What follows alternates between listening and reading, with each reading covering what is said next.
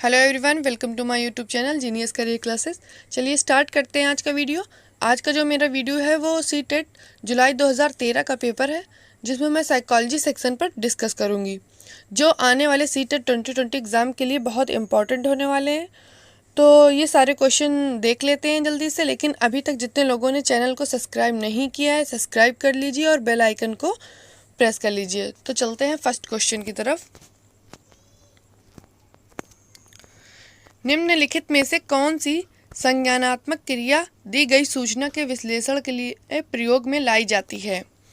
First option वर्णन करना, second पहचान करना, थर्ड अंतर करना, फोर्थ वर्गीकृत करना।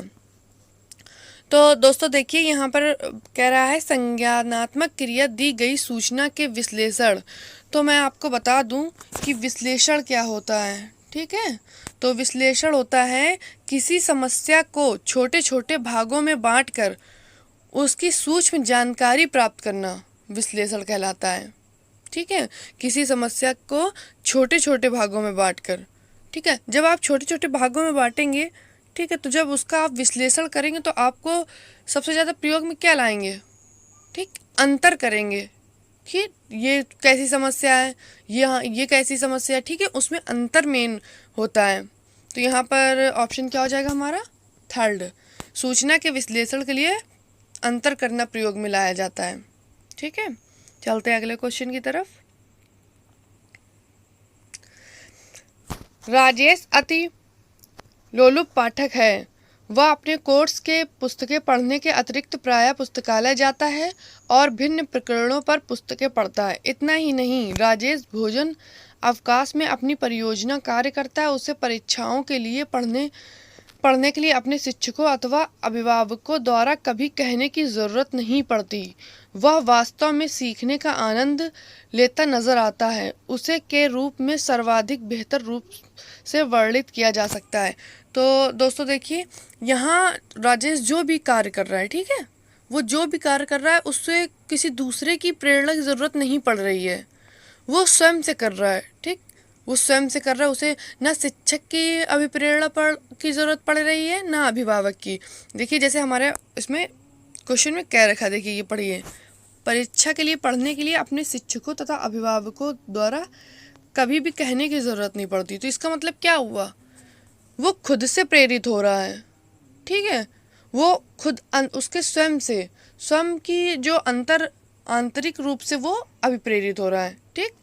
तो वो कैसा शिक्षार्थी हुआ? फर्स्ट ऑप्शन आंतरिक रूप से अभिप्रेरित शिक्षार्थी, सेकंड तथ्य आधारित शिक्षार्थी, थर्ड शिक्षक अभिप्रेरित शिक्षार्थी, फोर्थ मापन आधारित शिक्षार्थी। तो देखिए जैसे कि हम पहले ही बता चुके हैं कि जब वो किसी से अभिप्रेरित नहीं हो रहा है, खुद से अपनी सारे कार्य कर रहा है, रुचि है उसके पढ़ने में, तो इसका मतलब वो आंतरिक रूप से अभिप्रेरित शिक्षार्थी है, ठीक है। तो यहाँ पर हमारा ऑप्शन क्या हो जाएगा? फर्स्ट, ठीक। चलते अगले क्वेश्चन की तरफ। भाषा विकास में सहयोग करने का कौन सा तरीका गलत है? फर्स्ट ऑप्शन बच्चे को बिना टोके प्रकरण पर बात करना, सेकंड अपनी भाषा का प्रयोग को अमान्य करना, थर्ड उनके प्रयोगों का समर्थन करना, फोर्थ भाषा के प्रयोग के अवसर उपलब्ध कराना। तो देखिए हमने जैसे आपको दोस्तों बता रखा है कि जब कोई भी गलत नहीं वर्ड आता तो उसको आप अंडरलाइन कर लीजिए। इसका मतलब है 3 आंसर सही, एक कोई ऐसा है जो गलत है, ठीक है, वो निकालना है हमें। तो पहले हम सही वाले हटा देते हैं, गलत अपने आप आ जाएगा। फर्स्ट, बच्चे को बिना टोके प्रकरण पर बात करना, ठीक है, ठीक है। सेकंड, उसकी अपनी भाषा के प्रयोग को अमान्य करना। तो ज़रा गौर करिएगा दोस्तों, अमान्य करना की बात हो रही है। थर्ड पढ़ते हैं, उसके प्रयोगों का समर्थन करना, सही है।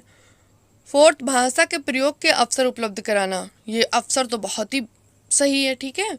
तो यहाँ पर जो हमारा गलत होगा, भाषा विकास के सहयोग करने में उससे अपनी भाषा के प्रयोग को अमान्य करना, जबकि ऐसा नहीं है। बच्चा जब विद्यालय आता है तो वो अपनी मातृभाषा लेके आता है और विद्यालय में वो अपना जो भी उसकी भाषा है, जो विद्यालय के पर्यावरण वातावरण से उसको भाषा मिल रही, वो और उसकी मातृभाषा, इसमें अनुकूलन होना चाहिए, ठीक है। उसकी भाषा को भी सम्मान देना चाहिए, उसकी भाषा को भी मान्यता मिलनी चाहिए, ठीक है। तो यहाँ पर हमारा ऑप्शन हो जाएगा सेकंड, ठीक। चलते हैं अगले क्वेश्चन की तरफ। मानव बुद्धि एवं विकास की समझ शिक्षक को योग्य बनाती है। फर्स्ट, निष्पक्ष रूप से अपने शिक्षण अभ्यास। सेकंड, शिक्षण के समय शिक्षार्थियों के संवेगों पर नियंत्रण बनाए रखने। थर्ड, विविध शिक्षार्थियों के शिक्षण के बारे में स्पष्टता। फोर्थ, शिक्षार्थियों को यह बताने कि वो अपने जीवन को कैसे सुधार सकते हैं। तो दोस्तों देखिए, किसी भी कक्षा में विभिन्न बुद्धि स्तर के शिक्षार्थियों का समावेश होता है, ठीक है, जिसको समझकर ही शिक्षक मतलब अपना परफॉर्मेंस देता है कि पढ़ाने का, कि कैसा वो पढ़ाएगा कैसा नहीं पढ़ाएगा, ठीक है, उसको अच्छा से अच्छा अपनी परफॉर्मेंस को बहुत अच्छा बेहतर बना सकता है। कब? जब बच्चों के समावेश को वो समझता है, ठीक है। तो यहाँ पर क्या होगा, हमारा ऑप्शन हो जाएगा विविध शिक्षार्थियों के शिक्षण के बारे में स्पष्टता, ठीक, ये होगा। चलते हैं आगे की तरफ। निम्नलिखित में से कौन सा सत्य है? फर्स्ट, शिक्षक द्वारा प्रश्न पूछना संज्ञानात्मक विकास में बाधक है। सेकंड, विकास और सीखना समाज सांस्कृतिक संदर्भों से अप्रभावित रहते हैं। थर्ड, शिक्षार्थी एक निश्चित तरीके से सीखते हैं। फोर्थ, खेलना संज्ञान और सामाजिक दक्षता के लिए सार्थक है। तो दोस्तों देखिए, ये बाधक है, ये तो गलत हो जाएगा। प्रश्न पूछना संज्ञानात्मक विकास में बाधक नहीं है, साधन है वो। विकास और सीखना सामाजिक और सांस्कृतिक संदर्भों में अप्रभावित कर रहते हैं, गलत है ये। शिक्षार्थी एक निश्चित तरीके से सीखते हैं, ये तो एक निश्चित तरीका नहीं होता है, ठीक है। शिक्षार्थी या कोई भी हो, वो जीवन पर्यंत कुछ ना कुछ सीखता रहता है, ठीक। तो हमारा फोर्थ ऑप्शन क्या कह रहा है? खेलना संज्ञान और सामाजिक दक्षता के लिए सार्थक है। हाँ, ये एकदम परफेक्ट आंसर है, ठीक है, क्योंकि जो खेल एक ऐसी मनोरंजन प्रक्रिया है जिसमें शिक्षार्थी का स्वाभाविक रूप से संज्ञानात्मक विकास होता है, ठीक है। संज्ञानात्मक विकास के साथ साथ उसका सामाजिक विकास भी होता है। तो हमारा यहाँ पर ऑप्शन क्या हो जाएगा? फोर्थ। चलते हैं आगे की तरफ।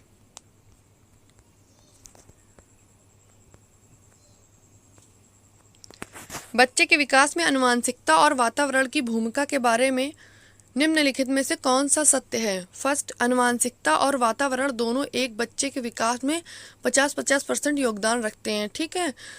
सेकंड, समवयस्कों और पितरेक का सापेक्ष योगदान योगात्मक नहीं होता है। थर्ड, आनुवंशिकता और वातावरण एक साथ परिचालित नहीं होते। फोर्थ, सहज रुझान वातावरण से संबंधित है जबकि वास्तविक विकास के लिए आनुवंशिकता जरूरी है, ठीक है दोस्तों। तो यहाँ पर आप देखिए बात क्या कर रहा है, बच्चे के विकास में आनुवंशिकता और वातावरण की भूमिका, ठीक, एक सत्य है कोई, ठीक है। तो आप जरा देखिए, आनुवंशिकता और वातावरण दोनों बच्चे के विकास में होते हैं, ठीक है, 50-50% योगदान रखते हैं अपना। थर्ड क्या कह रहा है? आनुवंशिकता और वातावरण एक साथ परिचालित नहीं होते, ठीक। फोर्थ, सहज रुझान वातावरण से, ये तो गलत है आपका, परिचालित नहीं होते, गलत है, ठीक है। अब ये देखिए, ये जो फर्स्ट ऑप्शन था 50-50 रखते तो हैं, लेकिन हम उनका तौल नाप नहीं कर सकते कि ये 50 है ये भी 50 ही होगा, ठीक है। हो सकता है कहीं कहीं आनुवंशिकता ज़्यादा होती है, कहीं कहीं बच्चे में वातावरण का प्रभाव ज़्यादा पड़ सकता है, ठीक है। तो ये भी हमारा ऑप्शन हम कह नहीं सकते, ठीक। अब देखिए फोर्थ क्या कह रहा है? सहज रुझान वातावरण से संबंधित है जबकि वास्तविक विकास के लिए आनुवंशिकता जरूरी है। ऐसा कुछ नहीं है, ठीक है। कहीं ना कहीं दोनों चीज़ें हमारे बच्चे के जीवन में होती हैं, ठीक है। तो हमारा देखिए सेकंड ऑप्शन क्या कह रहा है? समवयस्कों और पितरेक का सापेक्ष योगदान योगात्मक नहीं होता। तो ये हमारा सही है, ठीक है, क्योंकि देखिए आनुवंशिकता हमें विकसित होने की क्षमताएं प्रदान करती है। इन क्षमताओं के विकसित होने के अवसर जो होते हैं वो हमें वातावरण से मिलते हैं। जो आनुवंशिकता होती है वो कार्यशील होती है, ठीक है, परिस्थितियां हमें इसमें निवेश करवाती है, ठीक, करने के अवसर देती है बहुत सारे। तो इसमें समवयस्कों और पितरों का योगदान नहीं कहलाया जा सकता है, ठीक है, क्योंकि हम लोग आनुवंशिकता और वातावरण से ही अनुकूलन अपना स्थापित करते हैं, ठीक। तो यहाँ हमारा ऑप्शन क्या हो जाएगा? सेकंड।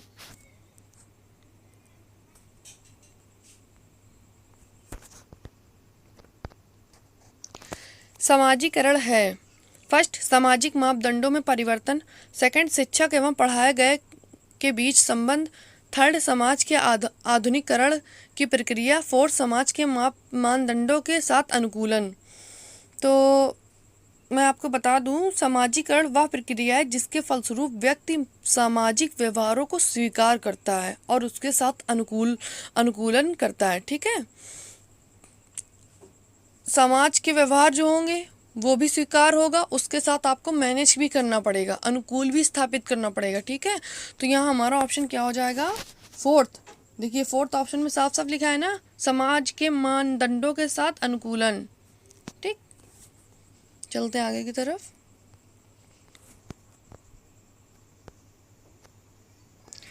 एक पीटी खेल शिक्षक क्रिकेट के खेल में अपने शिक्षार्थियों के क्षेत्र रक्षण को सुधारना चाहता है। निम्न में से कौन सी युक्ति शिक्षार्थियों को अपना लक्ष्य प्राप्त करने में सर्वाधिक सहायक है? फर्स्ट, शिक्षार्थियों को क्षेत्र रक्षण का अधिक अभ्यास करवाना। सेकंड, शिक्षार्थियों को यह बताना कि क्षेत्र रक्षण सीखना उनके लिए किस प्रकार महत्वपूर्ण है। थर्ड, बेहतर क्षेत्र रक्षण और सफलता की दर के पीछे के तर्क को स्पष्ट करना। फोर्थ, क्षेत्र रक्षण को प्रदर्शित करना और शिक्षार्थी अवलोकन करेंगे।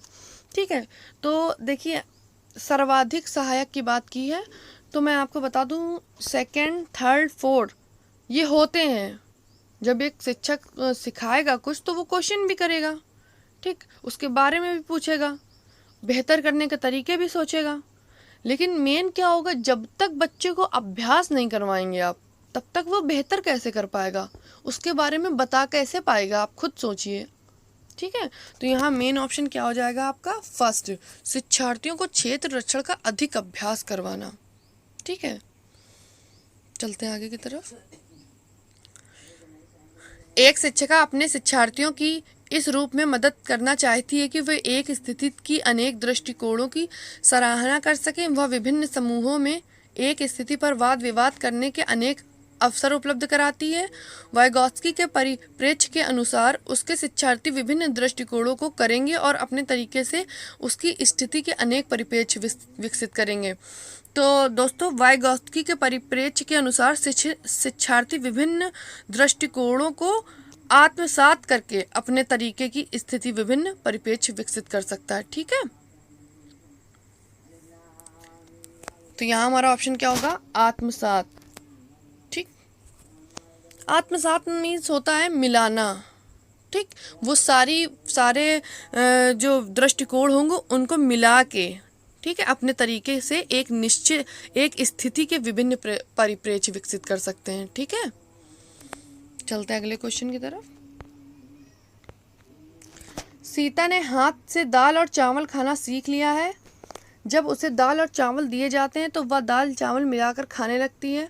उसने चीज़ों को करने के लिए अपने स्कीमा में दाल और चावल खाने को कर लिया है। ठीक है, तो इसका ऑप्शन, फर्स्ट ऑप्शन क्या है? अंगीकार। सेकंड है समायोजित। थर्ड है अनुकूलित।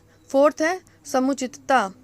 ठीक, तो आपको बता दें हम, अनुकूलन एक ऐसी प्रक्रिया है जिसमें बालक समस्या के समाधान के लिए या वास्तविकता से सामंजस्य या मैनेजमेंट करने के लिए पूर्व सीखी गई योजनाओं या मानसिक प्रक्रियाओं का सहारा लेता है।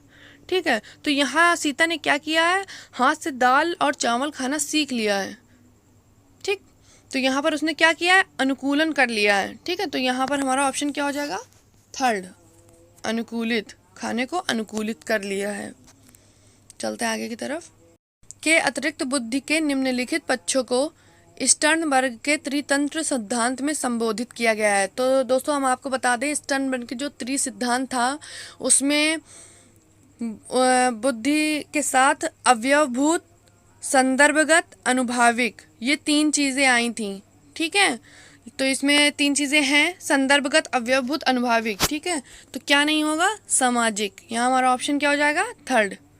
चलते हैं अगले क्वेश्चन की तरफ। हार्वर्ड गार्डनर का बुद्धि का सिद्धांत पर बल देता है। फर्स्ट, शिक्षार्थियों में अनुबंधित कौशलों। सेकंड, सामान्य बुद्धि। थर्ड, विद्यालय में आवश्यक सामान्य योग्यताओं। फोर्थ, प्रत्येक व्यक्ति की विलक्षण योग्यताओं। ठीक है, तो दोस्तों देखिएगा, हार्वर्ड गार्डनर की बुद्धि का सिद्धांत पर बल देता है। तो यहाँ पर हमारा ऑप्शन हो जाएगा प्रत्येक व्यक्ति की विलक्षण योग्यताओं को। ठीक है, क्योंकि हार्वर्ड गार्डनर ने अपने सिद्धांत में ये स्पष्ट किया है कि बुद्धि का स्वरूप एकांकी नहीं होता है, एकांकी ना होकर बहुकारकी होता है। ठीक, अर्थात प्रत्येक व्यक्ति विलक्षण योग्यताएं रखता है। अब तक इस सिद्धांत में 9 प्रकार की बुद्धि को जोड़ा जा चुका है। ठीक है, तो यहाँ हमारा ऑप्शन क्या हो जाएगा? 4th।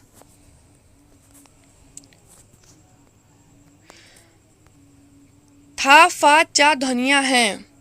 ठीक, तो हम आपको बता दें स्वनिम ध्वनियां हैं। ये ध्वनियां कैसी हैं? देखो, शाब्दिक नहीं है, लेखिम नहीं है, रूपिम नहीं है, स्वनिम ध्वनियां हैं। ठीक है, क्योंकि ये इनका अर्थ कोई नहीं होता, ये स्वतंत्र होती हैं। जो ध्वनियाँ स्वतंत्र होती हैं, जिनका कोई अर्थ नहीं होता, उनको स्वनिम कहते हैं। ठीक है, तो यहाँ हमारा ऑप्शन क्या हो जाएगा? 1st। चलते हैं अगले क्वेश्चन की तरफ। कक्षा में जेंडर रूढ़िबद्धता से बचने के लिए एक शिक्षक को फर्स्ट, लड़कों को जोखिम उठाने और निर्भीक बनने के लिए प्रोत्साहित करना। सेकंड, लड़के लड़कियों को एक साथ अपारंपरिक भूमिकाओं में रखना चाहिए। थर्ड, अच्छा लड़की अच्छा लड़का कहकर शिक्षार्थियों के कार्य की सराहना करनी चाहिए।